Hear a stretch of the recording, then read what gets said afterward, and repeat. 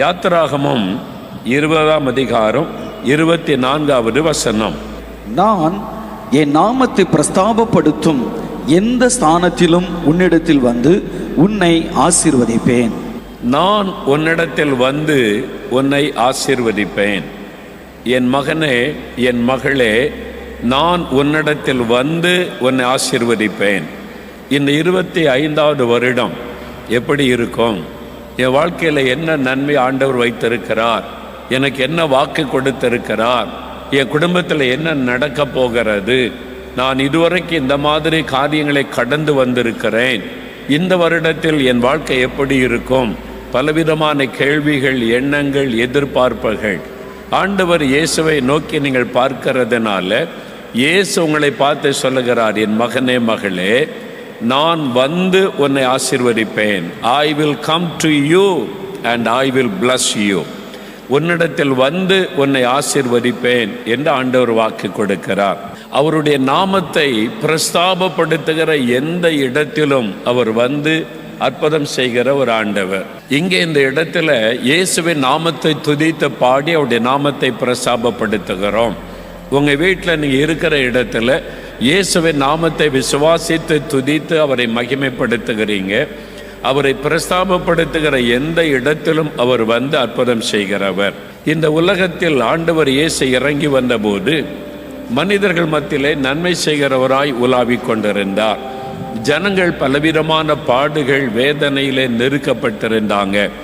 ஒரு பக்கம் பாவத்தின் பிரச்சனை, இன்னொரு பக்கம் வியாதினால் உண்டான பிரச்சனை, இன்னொரு பக்கம் பிசாசினால் உண்டான போராட்டம், மனிதருடைய வாழ்க்கையிலே நம்பிக்கையற்ற ஒரு சூழ்நிலை, அடிமைத்தனத்தினால் உண்டான ஒரு காரியம், பயம் உள்ளத்தை சூழ்ந்திருந்தது, எதிர்காலத்தை குறித்த நம்பிக்கையற்ற சூழ்நிலை. இயேசு அந்த மக்களை பார்க்கிறார். மெய்ப்பெண்ணில்லாத ஆடுகளைப் போல இந்த மக்கள் இருக்கிறாங்களே, தொய்ந்து போனவர்களாக இருக்கிறாங்களே. அவர் மனதுருகினார். தேவையுள்ள மக்கள், பாடுகள் மத்தியில் இருக்கிற மக்களை பார்த்து இயேசு மனதுருகினார். அந்த மக்களுக்கு அற்புதங்களை செய்தார். ஒரு சமயம் நாயின் என்று சொல்லப்பட்ட ஊருக்கு ஆண்டவர் போகிறார். அங்கே ஒரு விதவை, ஏற்கனவே அந்த மகள் கணவனை இழந்து விட்டார்கள். அந்த விதவைக்கு ஒரே ஒரு மகன்தான் இருந்தான். அந்த மகன்தான் ஆதரவு எல்லாமே. அந்த மகனும் மரித்து விட்டான். அவன் இப்பொழுது மரித்து அவனை அடக்கம் பண்ண கொண்டு போகிறார்கள். அவள் அழுது கொண்டே வருகிறாள். இயேசு அப்பொழுது அந்த இடத்துக்கு வருகிறார். அதை சந்திப்பதற்கு, அந்த விதவையினுடைய கண்ணீரை துடைப்பதற்காகவே இயேசு அங்கே போகிறார். ஆண்டவர் வந்து நின்று, நீ அழாதே என்று ஆறுதல் படுத்தி அந்த வாலிபனை உயிரோடு கூட எழுப்பினார். அவர் வந்து ஒரு ஆசீர்வாதம் கொடுத்தார். அந்த விதவையினுடைய கண்ணீரை துடைக்க ஒரு அற்புதம் செய்தார். அப்பொழுது ஜனங்கள் சொல்றாங்க, லூக்கா 7ஆம் அதிகாரம் 16ஆம் வசனத்தில், இவர் சாதாரண மனிதன் அல்ல. இயேசு என்கிற இவர் சாதாரண மனிதன் அல்ல. ஒரு மனிதனால் இப்படிலாம் செய்ய முடியாது. வானத்தை பூமியை உண்டாக்கின தேவன் தமது ஜனங்களை சந்திக்கும்படி வந்திருக்கிறார். கடவுளே மனிதனாக இந்த உலகத்தில் வந்திருக்கிறார். நம்மை சந்திக்க அவர் வந்திருக்கிறார். நமக்கு அற்புதம் செய்ய அவர் வந்திருக்கிறார். நம்முடைய துக்கத்தை மாற்ற அவர் வந்திருக்கிறார் என்று ஜனங்கள் இயேசுவை குறித்து சொன்னார்கள். லூக்கா 7ஆம் அதிகாரம் 16வது வசனத்தில் அதை வாசிக்கிறோம். கடவுள் நம்முடைய ஜனங்களை சந்திக்க வந்திருக்கிறார் என்று. அதுதான் இயேசு. காணக்கூடாத இறைவனாய் இருந்தவர் மனிதர்களுக்கு தன்னை வெளிப்படுத்தி அவர்களை சந்தித்து அவர்களுக்கு அற்புதம் செய்ய மனிதனாய் வந்தார். அவரை தேடி அநேகர் போய் அற்புதம் பெற்று கொண்டாங்க. ஆனால் இயேசு சிலரை தேடி போனார். சிலருடைய வீடுகளுக்கு போனார். அவர்களை சந்தித்தார். அவருடைய வாழ்க்கையில் அற்புதங்களை செய்தார். அப்படிப்பட்ட பல அற்புதங்கள் வேதத்தில் எழுதப்பட்டிருக்கிறது. முதலாவது காரியம், பரிசுத்த லூக்கா எழுதின சுவிசேஷம் 19ஆம் அதிகாரத்தில் ஒரு சம்பவம் எழுதப்படுகிறது. இயேசு கிறிஸ்து எரிகோ என்ற பட்டணத்திற்கு வருகிறார். அங்கே ஒரு மனிதனை இயேசு சந்திக்கிறார். அவனுடைய பெயர் சகேயு என்பது. அவன் ஆயக்காரருக்கு தலைவனாக இருந்தான். பெரிய பணக்காரன், செல்வந்தன். அந்த ஊரிலேயே பெரிய செல்வந்தன் என்று சொல்லலாம். ஒரு பெரிய அரசாங்க அதிகாரியாய் பணி செய்கிறவன். அதாவது வரி வசூலித்து அரசாங்கத்துக்கு கொடுக்கக்கூடிய அதிகாரி. ஒரு கவர்மெண்ட் ஒரு அதிகாரியாக இருந்தவன், டாக்ஸ் கலெக்டர், அந்த மாதிரி ஒரு பெரிய பதவியில் இருக்கிறவன் நிறைய பணம் சம்பாதித்தான். அவனுடைய பதவியை வைத்து கொண்டு மக்களை ஏமாற்றி மக்களை கஷ்டப்படுத்தி அவன் பணத்தை அவன் சம்பாதித்து கொண்டிருந்தான். அதனால் அந்த மக்கள் அவனை வெறுத்தார்கள். அந்த ஊரில் யாரும் அவன் வீட்டுக்கு போக மாட்டாங்க, அவனை மதிக்க மாட்டாங்க, அவனோடு பேச மாட்டாங்க, அவனை நேசிக்க மாட்டாங்க, அவனை சபிப்பாங்க. இவன் நம்மளை ஏமாற்றுகிறவன், நம்ம பணத்தை எல்லாம் எடுத்துக்கொண்டு சுருட்டுகிறவன், இவன் நமக்கு துரோகம் பண்ணுகிறவன், அந்த மாதிரி அவனை குறித்து தப்பாக பேசி அவனோடு யாரும் ஐக்கியப்படுவதே இல்லை. இவன் ஒரு பாவியான மனிதன் என்று அந்த ஊரை அவனை ஒதுக்கி வைத்திருந்தார். இப்போ அவனுக்கு நிம்மதி இல்லை, சமாதானமற்ற சூழ்நிலை. அப்போதான் இயேசு அவனை பெயர் சொல்லி அழைத்து, சகையுவே, இன்றைக்கு உன் வீட்டுக்கு நான் வருகிறேன், உன் வீட்டில் நான் தங்க போகிறேன் என்று சொல்லுகிறான். அவனால் நம்பவே முடியல. எங்கள் வீட்டுக்கு இயேசு வருகிறாராம்.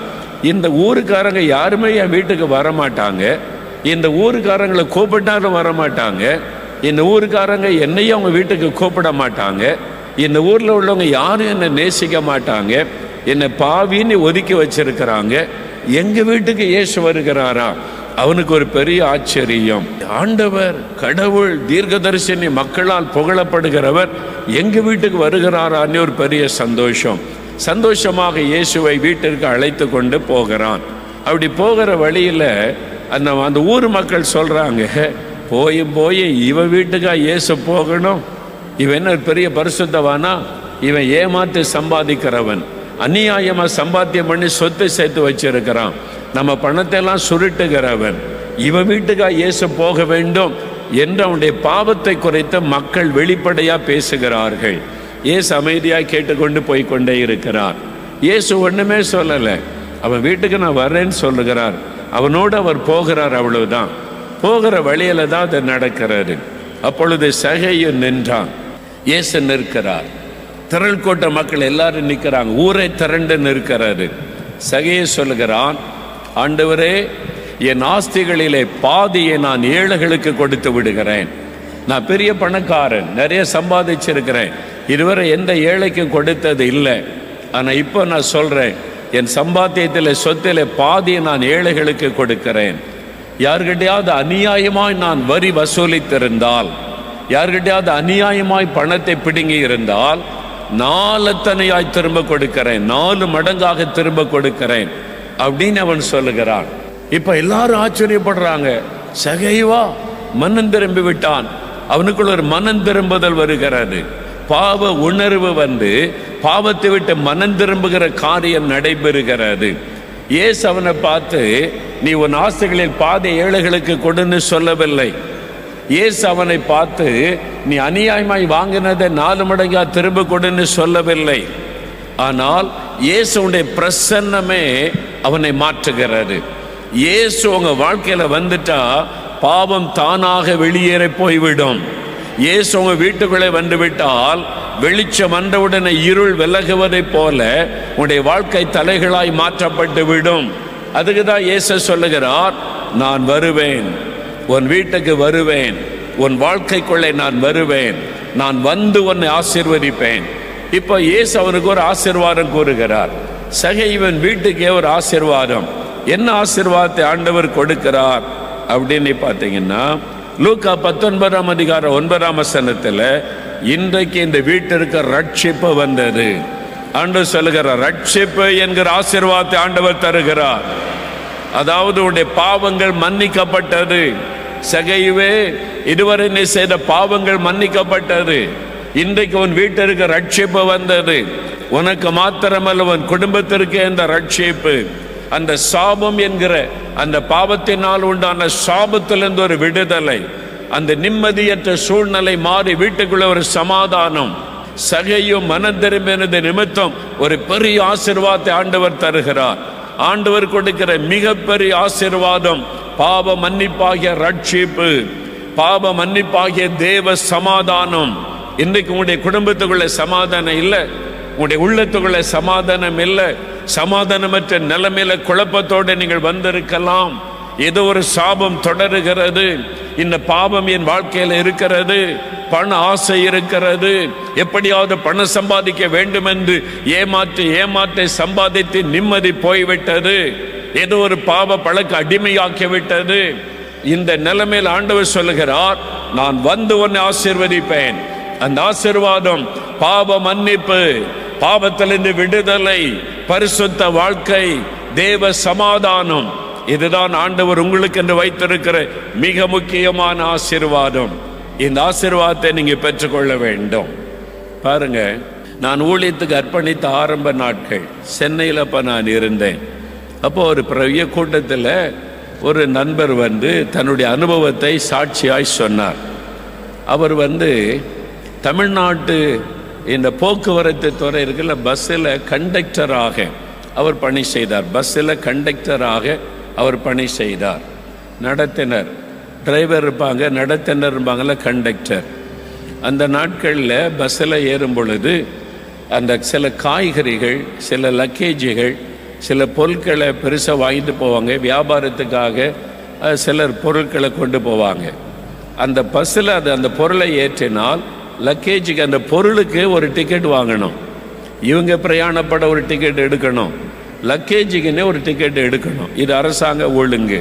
சின்ன பை வச்சிருந்தா ஒன்றும் சொல்ல மாட்டாங்க. கூடைகள், பெரிய பொருட்கள் இருந்தால் அந்த லக்கேஜுக்கு ஒரு டிக்கெட் வாங்கணும் அப்படின்னு சொல்லி. அப்போ இந்த கண்டக்டர் என்ன செய்வார்னா, இவங்களுக்கு மட்டும் டிக்கெட் கொடுப்பார். இந்த பொருளுக்கான டிக்கெட்டு காசை வாங்கி கொள்ளுவார், டிக்கெட் கொடுக்க மாட்டார். அந்த காசை தான் பாக்கெட்டில் போட்டு விடுவார். அது அரசாங்கத்துக்கு போக வேண்டிய பணம், அதை எடுத்து தான் பாக்கெட்டில் போட்டு கொள்ளுவார். அதுக்கு டிக்கெட் கொடுக்க மாட்டார். இப்படி தினந்தோறும் கொஞ்சம் காசை அநியாயமாக சம்பாதிச்சு வீட்டுக்கு கொண்டு வருவார். அப்போ அவருக்கு அரசாங்கம் சம்பளம் கொடுக்கறாரு, அவர் வேலையில் உண்மை இல்லை, அரசாங்கத்தை ஏமாற்றி அந்த காசை பையில போட்டு வீட்டுக்கு கொண்டு வந்துடுவார். இப்படி சில வருடங்கள் கடந்தார். ஒரு நாள் ஆண்டவர் இயேசு அவரை சந்தித்தார். ஒரு கூட்டத்தில் அவரோடு பேசின போது தன் பாவத்தை உணர்ந்த மனம் திரும்பி, ஆண்டவரே என் பாவத்தை மன்னிச்சிருங்க, எனக்கு பாவ மன்னிப்பின் சமாதானம் வேணும், எனக்கு நிம்மதியே இல்லைன்னு ஜெபம் பண்ணினார். அப்போ ஆண்டவர் அவரை உணர்த்தினார், நீ அரசாங்கத்தை ஏமாற்றி பணம் சம்பாதித்தாய், அரசாங்கத்துக்கு போக வேண்டிய காசை எடுத்து உன் பாக்கெட்டில் போட்டு கொண்டாய், அதை நீ சரிப்படுத்தணும்னு சொன்னார். அவர் அறிக்கையிட்டார், ஆண்டவரே அது பாவம் தான், நான் தப்பு பண்ணிட்டேன், அரசாங்கத்தை ஏமாத்திட்டேன், என்னை மன்னிச்சிருங்கன்னு சொன்னார்.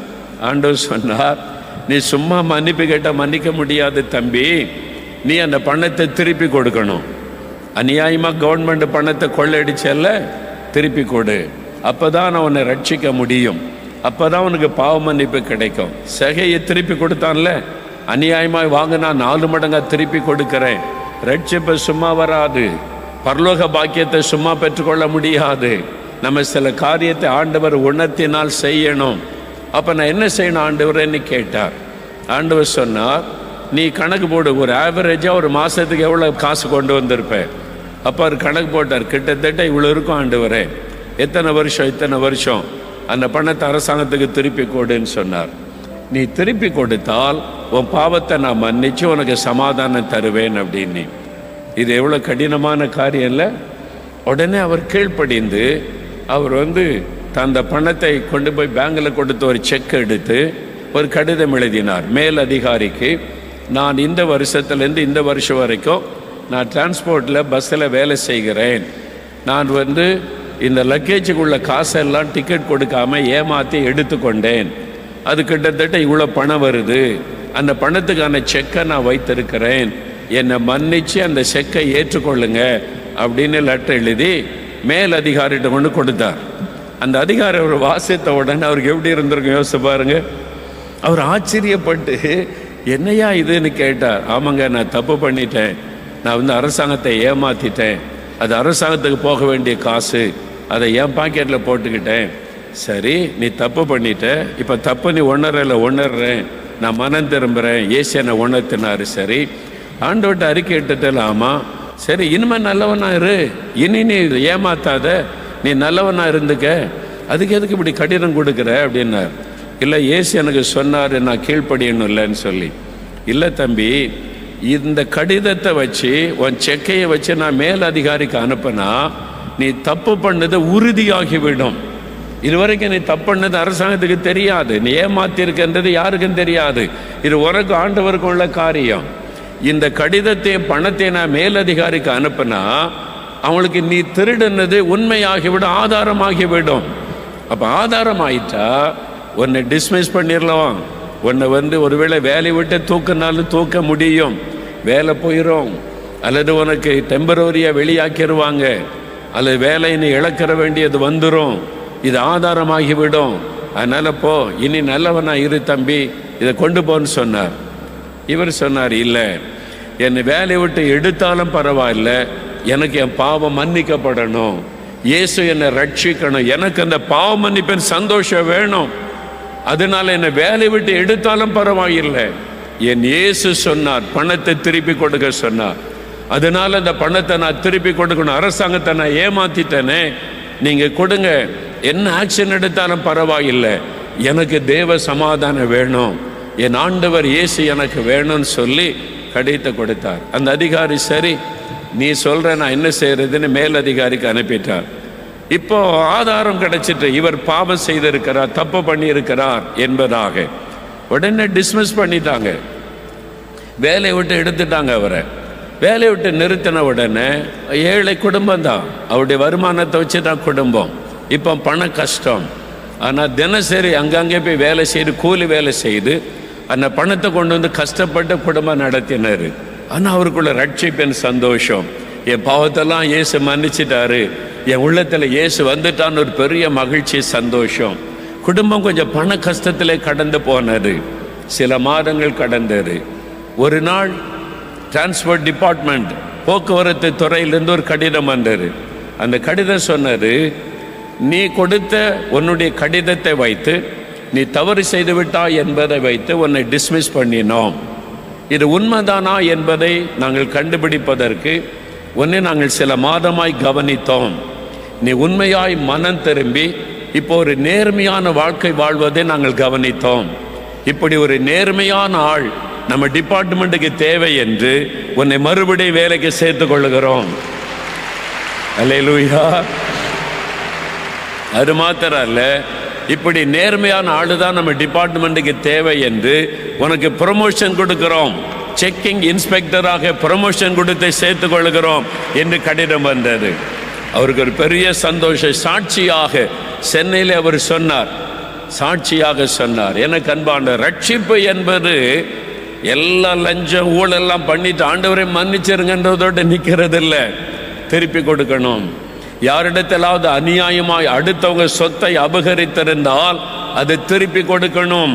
உங்களை நம்பின மக்களை ஏமாற்றி காசை ஏமாற்றி எடுத்திருந்தால் அதை திருப்பி கொடுக்கணும்.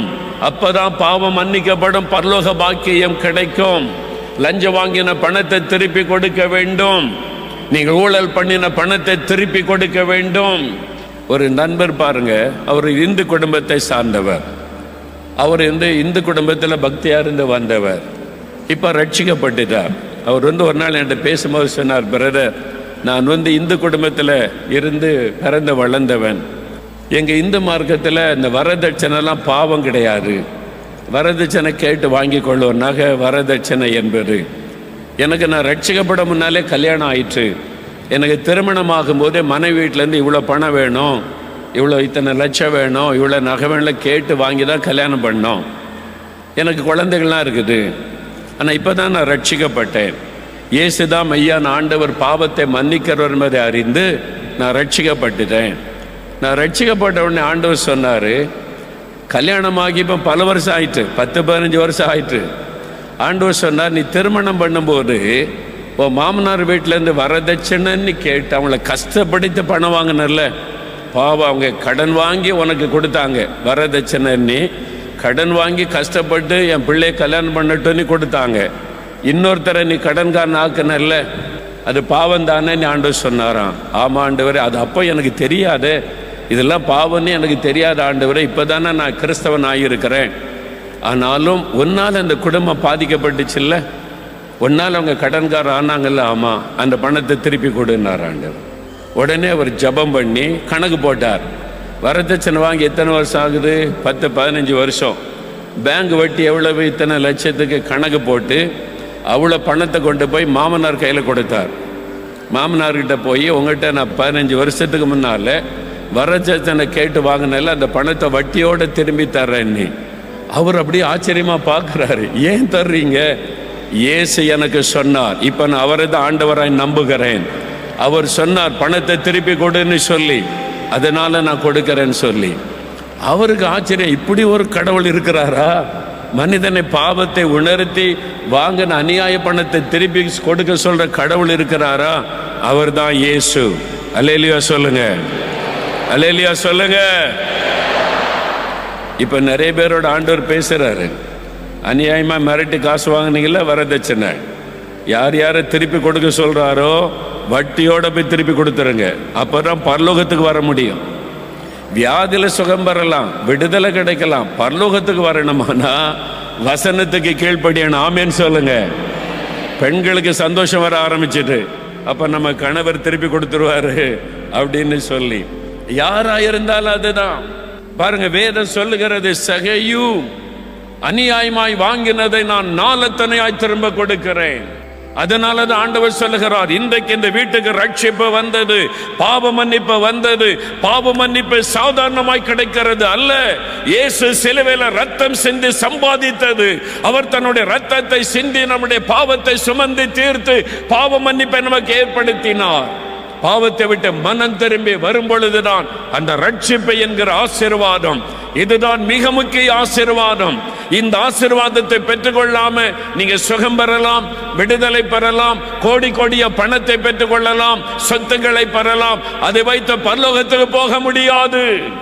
பரலோகம் என்கிற பாக்கியத்தை பெற வேண்டுமானால் பாவத்தை விட்டு மனம் திரும்பி ரட்சிக்கப்பட வேண்டும். இதுதான் ஆண்டவர் கொடுக்கிற மிகப்பெரிய ஆசீர்வாதம். நான் வர்றேன் உன் வீட்டுக்கு, உன் வீட்டில் வந்து நான் சுத்திகரிக்கிறேன், பாவ மன்னிப்பை உனக்கு தருகிறேன், ரட்சிப்பை தருகிறேன் என்று ஆண்டவர் சொல்லுகிறார். ஆண்டவரிடத்தில் சொல்லுங்க. ஏதோ ஒரு பாவத்தை விட முடியல, குடி பழக்கம், மதுபானம், ரகசிய பாவங்கள், இந்த பாவத்தை விட முடியல, நிம்மதியும் இல்லை. இயேசு இன்னைக்கு விடுதலை தருவார்.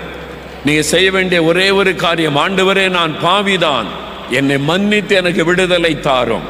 நீங்க பாவத்தை மறைக்காமல் அறிக்கையிட்டால் எந்த பாவத்தை மன்னித்து விடுதலை கொடுக்க இயேசு வல்லமை உள்ளவர்.